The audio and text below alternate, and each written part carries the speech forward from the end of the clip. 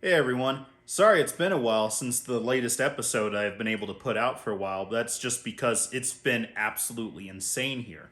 So, as I mentioned in a couple different posts, both on Facebook and here, that I actually had two out of state reptile expos that I vended, one in Aspen, which was a herp show, and then another one, which was the Reptilian Nation show in Houston, which was the prior two ones that had been put on were very large. And it was actually, as far as both attendance and vendor size go, the largest expo that I ever vended personally. I've attended Tinley and Arlington and those larger shows, but just as an attendee, never as a vendor. So it was the first time that I ever did a show for herps. First time I did one in Austin, and the very first time I've ever been to Houston, and the largest expo that I've ever vended. Now, there were a lot of pluses and minuses to this about all sorts of kind of crazy stuff going on between, the biggest thing was finding a house sitter for me to be able to get 2 weekends in a row, essentially, to be able to get out of here to look after both all of this nonsense, which is pretty hands off because I do a good job of making sure these guys are okay, but taking care of like the dogs and the goats and the ducks and everything out with the rest of the ranch, and then paying for gas and everything going on like that. And so, with all of that in mind, it was absolutely insane. And so, it just took all of the time away from what I was trying to do here and being able to put out great reptile education content and animal in general. So, I just wanted to talk a little bit about the show, show off some cool stuff about the show, and then maybe talk about something that's kind of going on, which I feel is starting to become more of a bigger topic going around right now, especially like on social media in the reptile community, about what's kind of going on with the community right now, because it seems like there's a lot of weird stuff going on. So, going to the reptilian, the Austin Herp Show was very interesting. Texas is a very different community than what I'm kind of used to. So in Colorado, it absolutely is a ball python pit, but in general, that's actually kind of everywhere. There's a lot of ball pythons everywhere, and I want to talk a little bit about that after I show you some really cool stuff. But in Austin, like there's a lot of small animals there, so it was weird seeing like a bunch of dormice and spiny mice and pigs and all these other cool like furry animal companions, as well as that was a venomous show. So it's always really weird to see like ball python, green bush snake, file snake, baboon viper, another ball python, just on the same table. It looks really weird. It wasn't the greatest show that we've ever done, but we were fairly successful. It was really cool to meet a bunch of people from the Texas community, as well as we were given really cool information and kind of like, it did seem kind of slow, especially for this time of year, like the December after Black Friday, before Christmas. Is actually usually not too bad for sales for reptiles, just kind of in general. A lot of people are kind of getting last minute presents for themselves.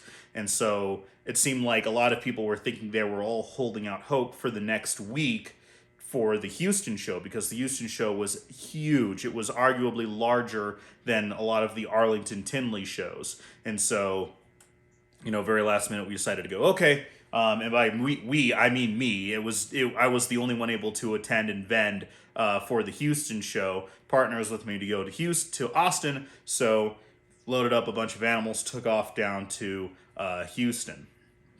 Now when I got there, it's a huge venue, really nice venue. Looks really great. It's like right across from the big football stadium that is down in Houston. I think it's the football stadium. Sorry if Houston people down there. Not a sports guy. I'm a snake guy.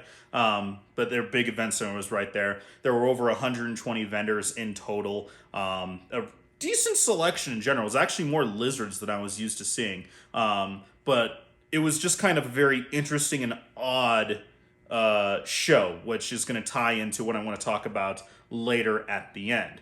So, with all that in mind, let me show you some really cool shots and some of the really cool and interesting people and animals that I saw at the Reptilian Nation Houston show.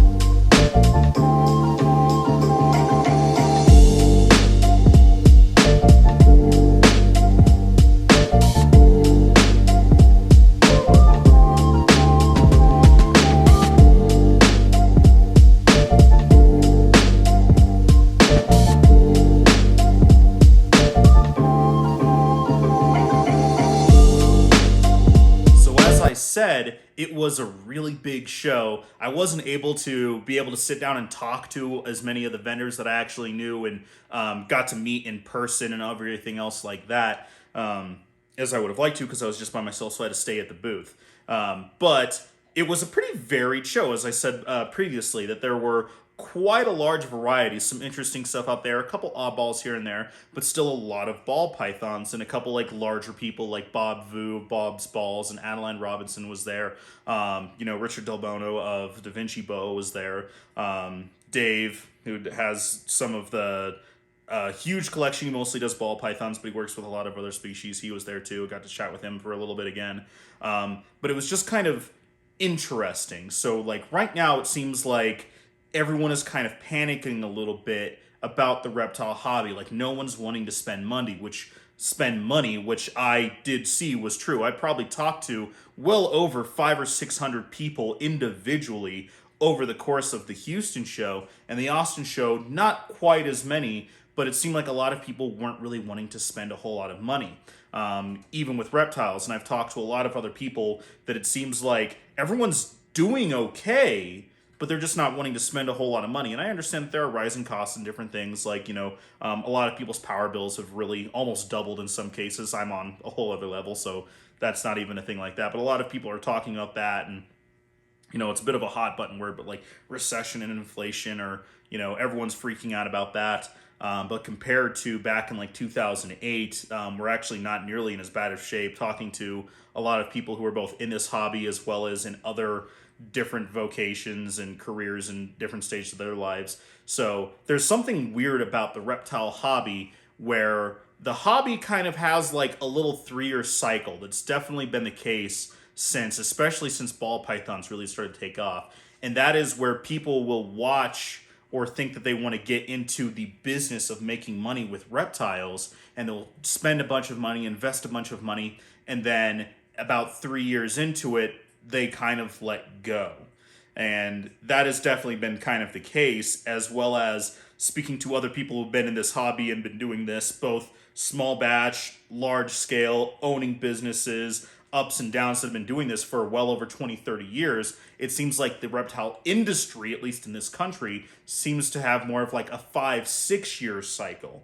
And, in 2016, there was kind of a big bump again where it seemed like it kind of dipped, like 2015-16 time. And then 2020 and 2021, because of COVID, it kind of hit again where everyone kind of went inside. We all had to stay inside, and everyone seemed to start to get pets, and which included not only reptiles, but a lot of dogs and cats as well. The only difference is that when everybody had to go back to work again, essentially, a lot of people ended up rehoming dogs and cats because they take a lot more than a lot of the reptiles. So there was a big boom again for the 2021, and now we're kind of seeing the peak down, as well as all of the scary talks of recession and inflation and everything like that. Although at least here in the United States, it's not as bad as some other countries, thankfully.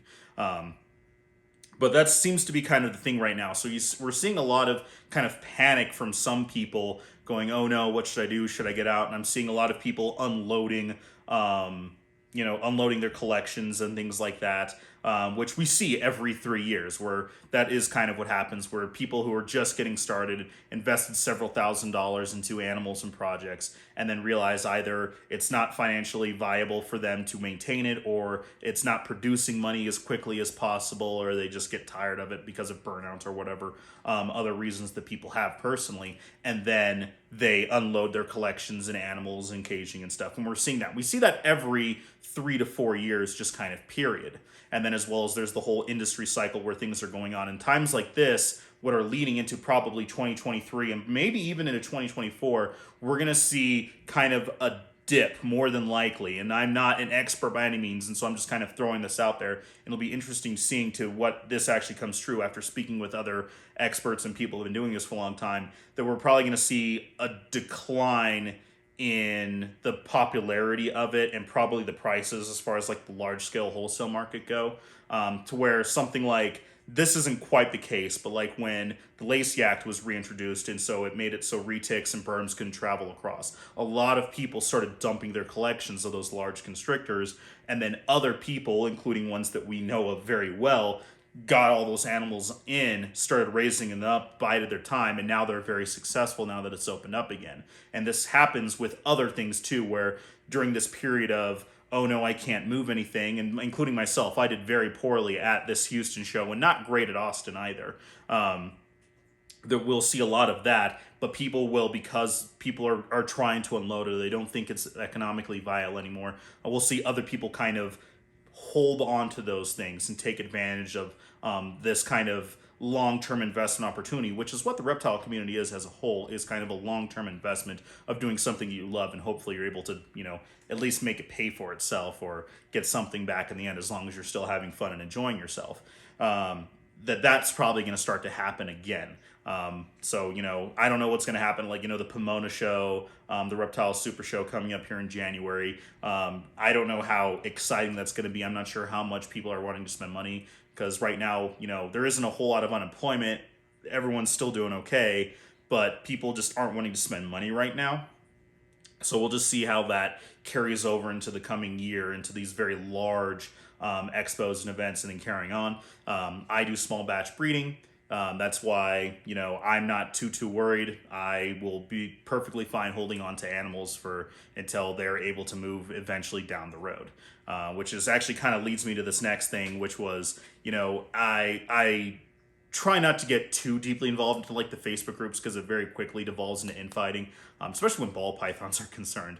But I also go to shows, and I try to listen to other reptile content from all different sources, from people who are like in it more for the money, but they still do care about the animals, but they're definitely more of like the business aspect, to the people who are trying to advance the hobby, to more of like behavioralists, to people who do specialties. And what I hear all the time is that there's just too many ball pythons, too many crested geckos, too many leopard geckos. There's not enough diversity. And which is fairly true at every single show, regardless of scope. Either, a small little one here in Colorado, the Tinley shows, the Houston show, the Austin show, there are ball pythons that make up probably close to a quarter of the animals, if not more, in the entire building.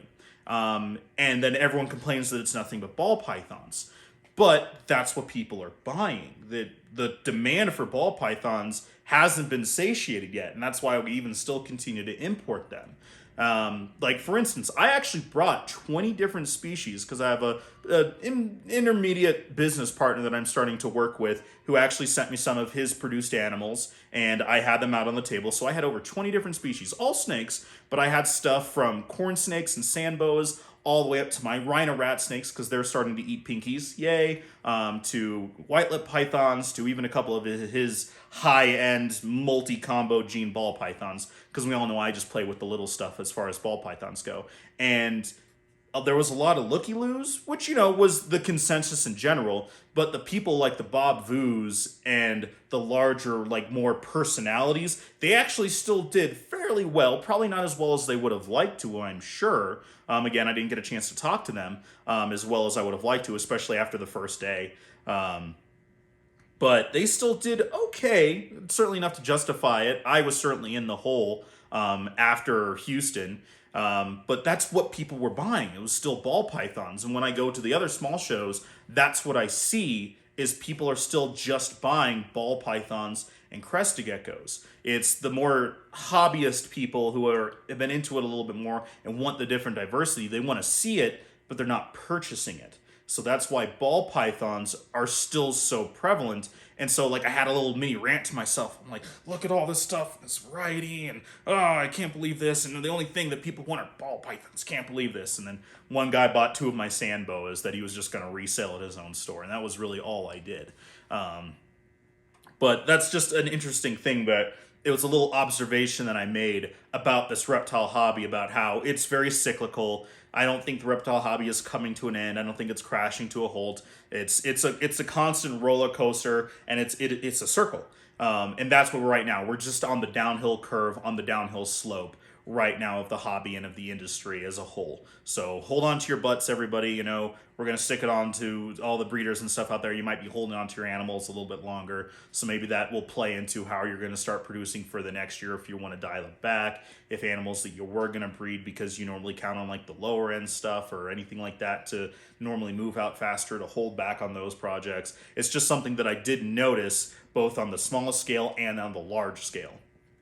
All that being said, while it was very exhausting, very time consuming, very energy draining, it was a very interesting learning experience. You know, it was Austin. I do enjoy Austin as a whole. Texas is just a weird place in general for someone, for me, who spends most of their time like in Colorado and then in like kind of a little bit north of there and then like the Pacific Northwest area for the most part.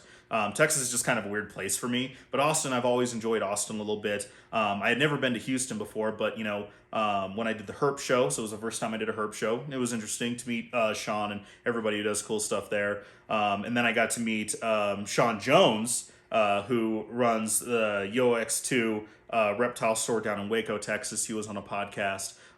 Really good person to meet in person. Unfortunately, I didn't have enough time to be able to stop by his store because you kind of like curve around all of like DFW and Waco to go down to Houston. And I was just on time constraint with just myself and my house sitter and stuff like that. Got to get really great Texas barbecue in a place down south of Austin. And then Houston, it was a whole new area that I've been to, and I got to experience like a Gulf rainstorm. So that's really cool and stuff like that I always forget about. It's so different down there. And the community as a whole, and got to talk to some other people and meet some really cool people down in Houston, as well as including like this old time colubrid breeder who actually picked up a gray banded king snake back in like 2016 from them at like an Arlington show. I happened to run into them again, and they just kept like under the table buying my cookies as I went by, so at least I was able to make a little bit of cash sales with that. But overall, I don't want it to seem like this was all for nothing and I wasted all this time and money and energy for nothing. It was definitely a very good learning experience to where I got to meet people, meet different communities, and then see what's going on and learn from other people and just kind of observe things. So sorry this wasn't as quite like in-depth the usual reptile content I get to. Every once in a while I throw in one of these little ranty videos, but hopefully you guys enjoyed at least the fun little slideshow and you stuck around this far. Again, look forward to more reptile content coming out. I still have a bunch of crazy stuff going on, and I'll absolutely do like kind of like a year-end wrap-up video. It won't be as crazy as it has been before because I didn't do nearly as much traveling this year because I was working on setting up this building and still am and everything like that. But thank you so much for riding this out with me. Thank you so much for sticking around. Please like and subscribe if you can, and we'll hope you're having a great day, and we'll check you next time.